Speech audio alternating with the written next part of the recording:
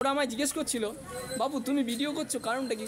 আমি বললাম আমার দুঃখের কথা আরেকজনের দুঃখের সঙ্গে যদি সমান হয় তাহলে জানতে হবে ও দুঃখ থেকে কীভাবে উতরাচ্ছে, আমাকেও তো উতরাতে হবে। সে রাস্তাটা কোথায় ভাই বাবু, বাতিয়ে দাও তো। হয়তো ঘরে বসে ডাইনিং স্পেসে বসে দুপুরের টাইম মতন খাওয়ার সময় ওহে জীবন বল্লভনাথ সেখানে কোথাও যেন বলেছেন, দিও চরণে, যদি ভালো বুঝো দিও চরণে, ঠাই দিও। সম্ভব হলে শুনে নেবেন, খুব অসাধারণ। তাহলে আমার মনে হয় বৃদ্ধাশ্রম খুঁজতে যেতে হবে না। আর ওরা যখন এখানে আসে অনেক দুঃখ যন্ত্রণার জায়গাটা নিয়ে এসেছিল, আজ কিন্তু ভুলতে পেরেছি কি, তাই তো? আজ কিন্তু আর মনে নেই সেই দুঃখের কথাটা, কারণ টাইম টেবিলে খাওয়াটা ঠিক হয়ে যায়। সে ভালো হোক আর মন্দ, কিন্তু ভালো হয় কারণ হচ্ছে জানেন, কারো বোঝা হলাম না কি, তাই তো? এখন কারো আমি বোঝা নই, তাই তো কি মাসি, তাই তো? এখন ইদানিং রাধাকুণ্ড বৃন্দাবনে বাঙালিদের থাকাটা খুব কঠিন হয়ে গেছে। তার কারণ কি জানেন? আমি এটা খুব লক্ষ্য করেছি। যখন আমি প্রথম দিকে বৃদ্ধাশ্রম নিয়ে কাজ করতাম তখন একরকম ছিল, ইদানিং বৃদ্ধাশ্রমে থাকাটা খুব দুষ্টান্ত হয়ে যাচ্ছে। বৃদ্ধাশ্রমগুলোতে বাজেটও চেঞ্জ হচ্ছে, সবাই বলছে ফাঁকা ঘর, ঠিক আছে, কিন্তু বাস্তবে কিন্তু ঘর পাওয়া যায় না। এই যে ব্যাপারটা আগে যেমন খুব সহজ সাধ্য ছিল, ধীরে ধীরে আসলে কি হয়, এই যে বৃন্দাবনও যেমন নোংরামি হচ্ছে, বাঙালি ঢুকে যাওয়াতে বাঙালিরাই থাকার কষ্টকর স্বাদ বেড়ে যাচ্ছে। আমি আগে মাসে 2 বার আসতাম, এখন 3 মাস অন্তর একবার হয়ে গেছে। তাতে অনেক বাঙালি আফসোস করে যে আগে একরকম ছিলাম এখন ভালো নেই, কি তাই তো কি মাসি?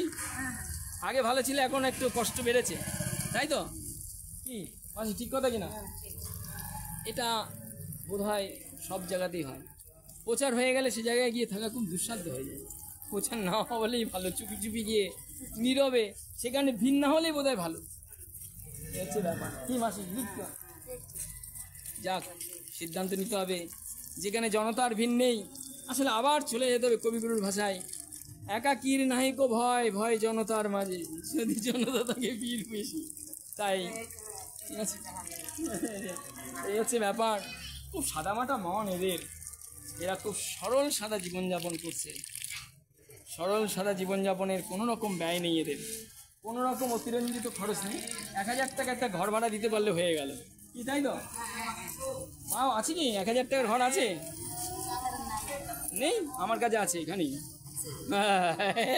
যাই হোক, তো 1000 টাকার ঘর, শুনুন, অনেক বৃদ্ধ আছে জানেন, অনেক বৃদ্ধকে নিয়ে থাকে, একটা বাড়ি নিয়ে নিল, 2 বছরের টাকা দিয়ে দিল, দিয়ে বললো উজ্জ্বল এখানে বৃদ্ধ পাঠিয়ে দিস, ওরা থাকবে, কারণ ওদের খাওয়ার ঝামেলা আমার মাথায় নেই, ওরা নিজেরটা নিজে করে নেয়, ওরা থাকতে দিলাম। তাহলে আশ্রয় দিল, মাথার উপরে ছাদ দিল, এটাও একরকম দান। অন্ন বস্ত্র বাসস্থান, এক একটা জন এক এক রকমভাবে এগিয়ে আসে, এইভাবেই চলছে সমাজ, চলতে থাকুন, ভালোই হচ্ছে। আবার কিছু সঙ্গে থাকুন, ভালো থাকুন, যত্নে থাকুন। তোমার অনেক তোমার নামটা কি যেন বললে? হ্যাঁ, রশ্মি মাহাতো। আচ্ছা, একটা কথা ছুঁয়ে দিই, রশ্মি মাহাতো, ভাবুন তো নামটার ভেতরে কোনো ব্রাহ্মণের অস্তিত্ব আছে কি? নেই। আচ্ছা, এবার চলে যাই, রাধারানী কোন শ্রেণীর মেয়ে? আজকে একটি ছেলের প্রেমে পড়ে জীবনটাকে একদম শেষ ধুলাই শেষ করবে, তার প্রেমে, তার ভক্তিরসে আমরা সবাই হাবুডুবু খাচ্ছি, সবাই এসে বৃন্দাবনে ভিড় করেছি।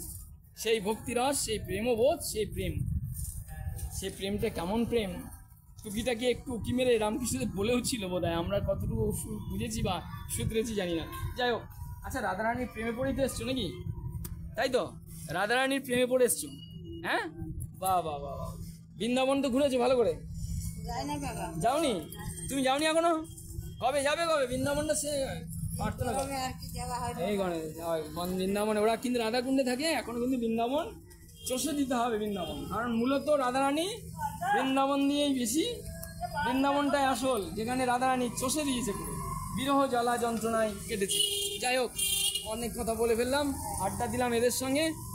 আমি আমার দুপুরে আমাকে যে নিয়মের মধ্যে থাকার কথা আমি পালিয়ে বেরিয়ে টুকি বেরিয়ে পড়েছি, কারণ মহারাজ দুপুরে এমন খাবার দিয়েছে, আর যখনই আসি এখানকার যেসব মহারাজরা আছেন আমার পরিচয় যেটুকু জানেন, ওরা দারুণ আপ্যায়ন অতিথি সেবা করেন। ওরা আসলে আমি যেটা করি সমাজকে, ভান্ডার ছিল না, সমাজের জন্য আমি যেটুকু দিই করি আমার জন্য তোলা থাকে। বৃন্দাবনে আসলে সেটা যেন পুরো আমাকে ডুবিয়ে দেয় সেটাতে, সেটা পূর্ণাঙ্গভাবে আমি পেয়ে যাই। অর্থাৎ আমি 1 টাকা পেলে 1 টাকা যেমন সমাজকে দিয়ে তৃপ্তি পাই, তেমনিও ঈশ্বর চায় উজ্জ্বল ভট্টাচার্যকে কিছু করতে হবে ওর জন্য। প্রায় 1800 কিলোমিটার কারে জার্নি, গাড়ি নিয়ে আসা, যাদের এনেছিলাম তারা ডিসেবল পিপল, শারীরিক সক্ষমতা নেই, তারা সম্ভব হতো না যদি একটা দায়িত্ব না নিতাম বা আপনারা সাহস না দিতেন। সবাই প্রশ্ন করেছে পারবি তো, এটা খুব কঠিন কাজ। যে কোনো মুহূর্তে ওনার প্রেশার কমে যাচ্ছে, লো প্রেশার, তার মধ্যে আবার প্রেশার কমে যাচ্ছে, ডাক্তার বারণ করেছে, চলুন রাধারানী যা করে করবে। অসাধারণভাবে যাত্রা হলো। যাওয়ার মুহূর্তে কটা টুকরো ভিডিও করলাম, আপনাদের সঙ্গে শেয়ার করলাম। ভালো থাকবেন, অসংখ্য ধন্যবাদ আপনাদের সব ভাই। যদি বৃদ্ধাশ্রমে যেতে হয় তাহলে বৃদ্ধাশ্রম নয়, একবার বৃন্দাবনে কয়েক মাস কাটিয়ে দিন, বৃদ্ধাশ্রমে যেতে হবে না। অন্যের বোঝা হয়েছেন, আর বোঝা হতে হবে না।